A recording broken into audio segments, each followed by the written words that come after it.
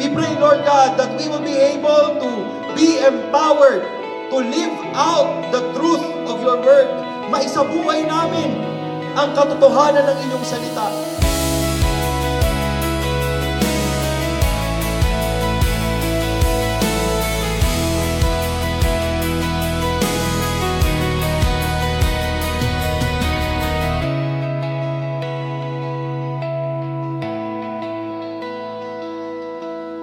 Ito ho ang kahalagahan ng Biblia. Kaya yung sinasabi natin, God's Word brings life to our hearts and to our homes. Ang Biblia po ang magsasabi sa iyo kung anong tama at mali. Ang Biblia po ang magko-convict sa iyo kung ikaw ay nagkukulang bilang anak ng Diyos.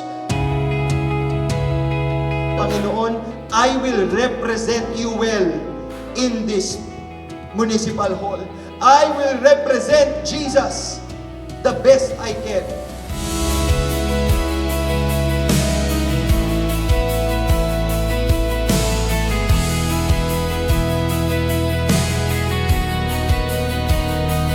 O Diyos, ang aming buhay. Sa iyo, O Diyos, ang aming tahanan. Sa iyo, O Diyos, ang lungsod ng Quezon. In Jesus' name we pray.